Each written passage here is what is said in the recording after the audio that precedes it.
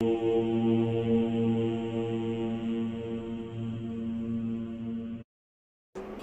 नमः शिवाय।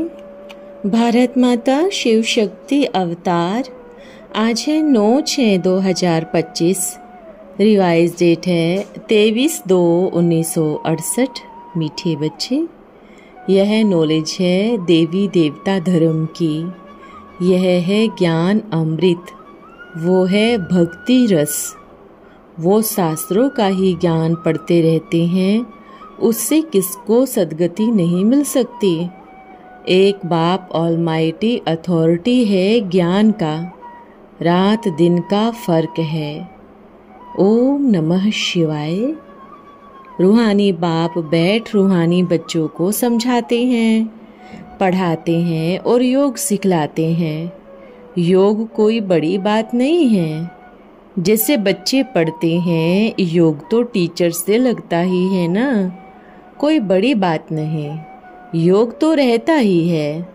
हमको फलाना टीचर पढ़ाते हैं, आप सामान बनाते हैं, समझते हैं हम फलाना दर्जा पढ़ रहे हैं। इसमें टीचर को कहना पड़ता है क्या कि मेरे साथ योग लगाओ?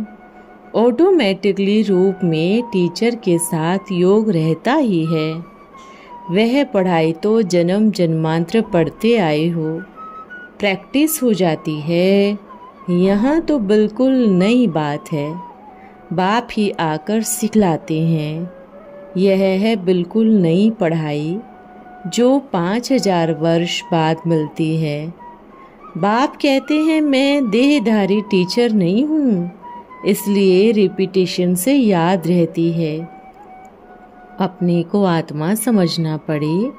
परम पिता परमात्मा टीचर बन के पढ़ाते हैं तो फॉलो करें। बच्चे फॉलो करते करते गिर भी पड़ते हैं। बाबा कहते हैं यह ड्रामा है, समझना पड़ता है। 84 जन्मों की यात्रा पार करनी है। अब मुक्ति जीवन मुक्ति का रास्ता बाप बताते हैं। यह सब नाटक सृष्टि चक्र का ज्ञान तुम्हारे बुद्धि में बैठता है। बाप ही टीचर बन बैठकर समझाते हैं, फिर भी कितना भूल जाते हैं। साकार बाबा कहते हैं अब बाप बैठ पढ़ाते हैं। यह भी ड्रामा में नूंद है। तुम 84 जन्म लेते हो, तुमको याद नहीं है। बाप कहते हैं यह सब स्वप्न जैसे लगता है। अब याद की यात्रा में तुम्हें रहना है, इससे ही विकर्म विनाश होंगे। इसमें टाइम लगता है, अपनी जांच करनी होती है। जैसे पढ़ाई में भी हिस्ट्री, ज्योग्राफी, साइंस आदि स्टूडेंट पढ़ते हैं, नंबरवार पास होते हैं। कोई फर्स्ट तो कोई सेकंड डिवीज़न में। तुम बच्चों की बुद्धि में भी रहे कि हम विजय माला में ज़रूर होंगे। अपने आप को देखना है कि हम बाप को भूल तो नहीं जाते हैं। बहुत लिखते हैं बाबा माया बहुत तंग करती है, बहुत माया है, विकर्म भी करा देती है। हम समझते हैं फिर भी पाप कर्म हो जाते हैं। संकल्प विकल्प आते हैं, ख्याल आता है यह करे। बाप कहते हैं नहीं, पाप हो जाता है, इसको विकर्म भी कहेंगे। बाबा बार बार समझाते हैं बच्चों को, जो यह सृष्टि पर आकर एक धर्म स्थापन करते हैं, वह है स्वधर्म स्थापक। मनुष्य विष्णु और कृष्ण को स्वधर्म स्थापक समझते हैं।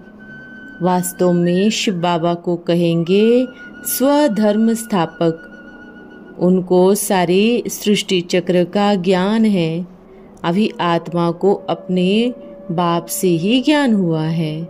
यह सृष्टि का चक्र कैसे फिरता है, कैसे पुनर्जन्म होता है, यह भी ज्ञान बाबा बैठकर समझाते हैं। तुमको 84 जन्म के चक्र को याद करना है। बाप को याद करना है, हर एक की गति सद्गति करनी है। सबकी गति सद्गति करने वाला बाप है। वह खुद ही बैठ अब समझाते हैं। सब बच्चों को खुद देखते हैं, रास्ता बताते हैं, जिससे 84 जन्मों का विकर्म विनाश हो। श्रीमत देते हैं, पावन बनाते हैं, फिर से वह पद प्राप्त कराते हैं। बच्चे फिर भी पाप करते रहते हैं।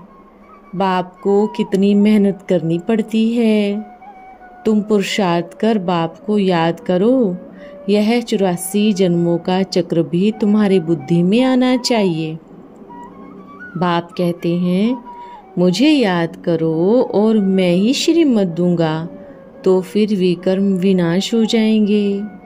श्रीमत के ऊपर चलो तो बाप जैसा पद प्राप्त होगा। यह बात भी तुम बच्चे ही समझते हो। तो श्रीमत क्या है, यह बाबा समझाते हैं।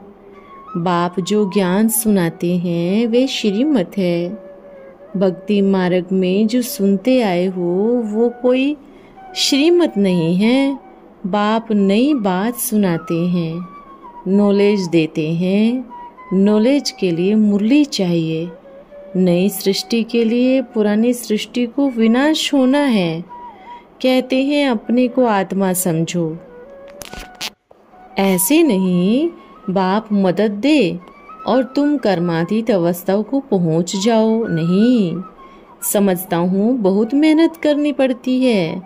अपने को आत्मा समझने में ही मेहनत बहुत है। इसमें बहुत लगन चाहिए। वास्तव में माताओं के लिए बहुत अच्छा रहता है। खाना पकाया खिलाया, बाकी जो भी समय मिले अपने को आत्मा समझ बाप की याद में बैठ जाना। पुरुषों को तो बहुत भागना पड़ता है, कमाने की चिंता रहती है।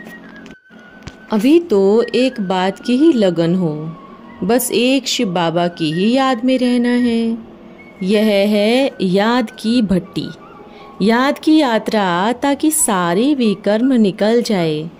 फिर बच्चे कहते हैं बाबा फलाना याद आ जाता है। एक बाप को ही याद कर बैठे, दूसरा को याद न आए।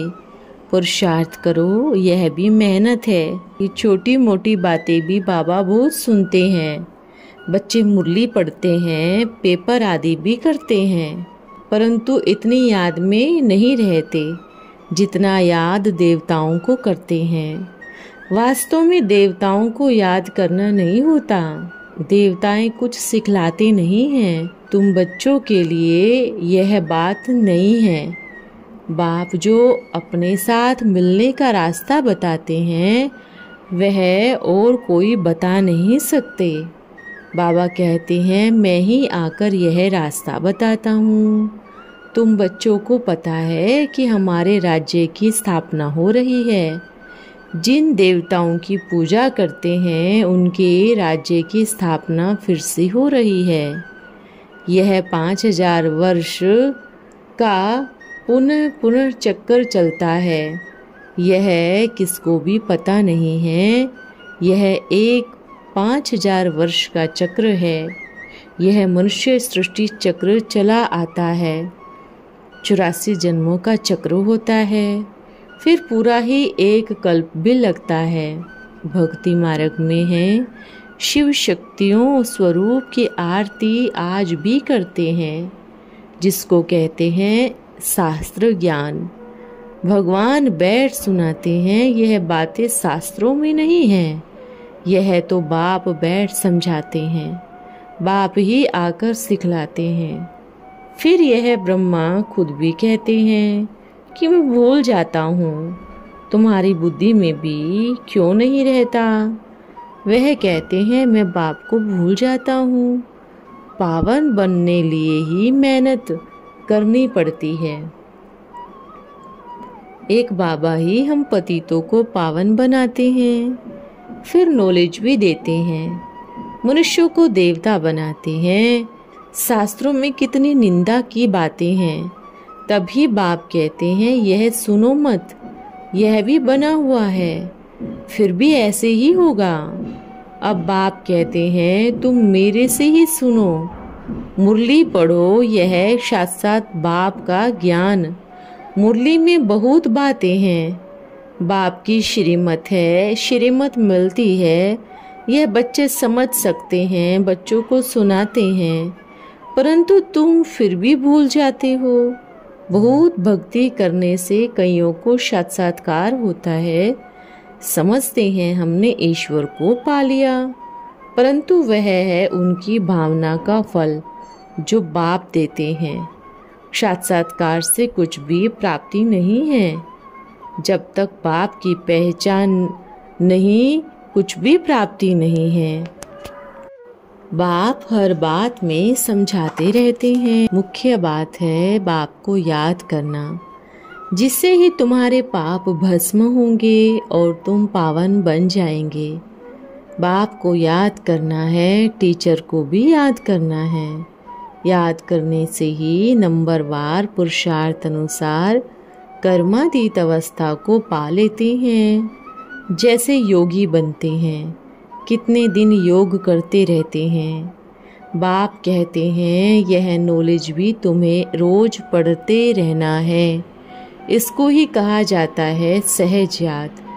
योग अगर ठीक है, सच्चा है, तो फल अवश्य मिलता है, परंतु राजयोग का किसको भी पता नहीं है।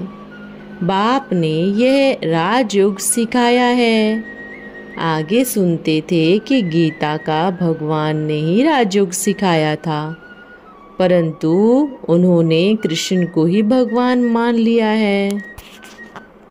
100% मिसअंडरस्टैंड कर दिया है, जिससे मनुष्य फिर 100% पतित बन जाते हैं। तो गीता को झूठा शास्त्र बना दिया। अब तुम बाप से सच्ची गीता सुनते हो। तुम हो ब्राह्मण, तुम्हें तुम्हारा पवित्र पुनीत मार्ग मिला था, अभी अपवित्र बन गए हो, अभी फिर पवित्र बनना है। अब बाप कहते हैं इस समय सभी आत्माएं तमो प्रधान बन गई है, पतित बन गई है। बाप फिर से पतितों को पावन बनाने आए हैं। यह है पुरुषोत्तम संगम युग। डिटेल तो बहुत है, जैसे बीज है, उनको पता है कोई झाड़ निकलता है। इस मनुष्य झाड़ की बात तुम बच्चों को समझ में आई है। बड़ा युक्ति से दूसरों को समझाना पड़ता है। अब भारतवासी समझते हैं कि हम हिंदू हैं, परंतु हिंदू तो कोई धर्म ही नहीं है। तमो प्रधान बुद्धि है ना, नहीं तो एक दूसरे को मारने पीटने क्यों लग पड़ते हैं। ये दुनिया ही मारने पीटने की है, जहाँ तहाँ मार पीट लगी पड़ी है। अभी एटम बम तैयार कर रहे हैं। विनाश तो होना है जरूर। अगर विनाश न हो तो सत्युग कैसे आएगा। वह तो बिल्कुल नई दुनिया है, इसलिए यह सब नष्ट होना है। तुम्हारी सृष्टि पवित्र होगी। सतयुग में सब पवित्र हैं। यह सत्य बाप आकर समझाते हैं। बाप ही आकर बच्चों को कहते हैं अभी रिटर्न जर्नी है। यह भी तुम अभी जानते हो। विनाश में ही सब समाप्त हो जाता है। फिर तुम्हारा राज्य होगा जो दूसरा कोई छीन न सके। एक भारत ही होगा और कोई देश का कोई नाम निशान नहीं रहता। लक्ष्मी नारायण का राज्य आता है। बाप फिर से तुम बच्चों को राज्य देते हैं। अब सारी बातें पूरी समझ आती है। तुम्हारा राज्य में उपद्रव आदि पर कुछ भी नहीं होता है। अब तुम्हारी बुद्धि में आता है स्वर्ग हेवन है। बाप ही आकर तुम्हारे लिए स्वर्ग शिवालय स्थापन करते हैं। वह लोग खुद भी कहते हैं क्राइस्ट से 3000 साल पहले भारत में स्वर्ग था। यह तुम्हारा है आदि सनातन देवी देवता धर्म। और धर्म आते हैं बाद में।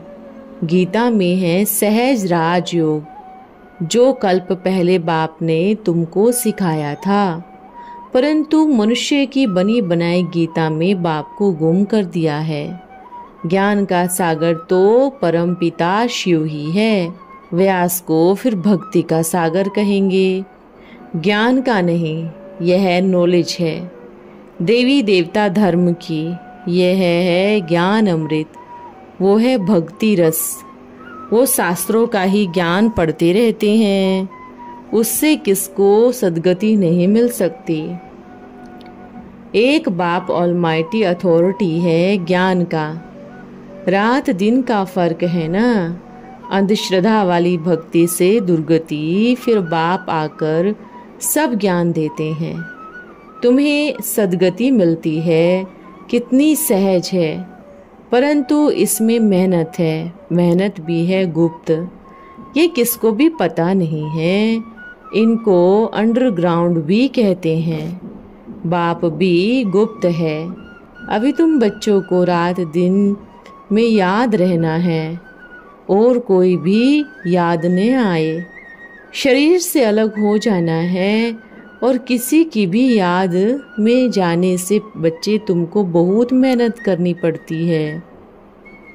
एक बाप को ही याद करते रहो। शिव बाबा को याद कर काम करोगे तो बाबा जन्म जन्मांतर के पापों को काट डालते हैं। कब से पाप किए हुए हैं ना, बाप ने यह रास्ता बताया है। बाप कहते हैं यह एक ही रास्ता है, बाकी सब भूल है।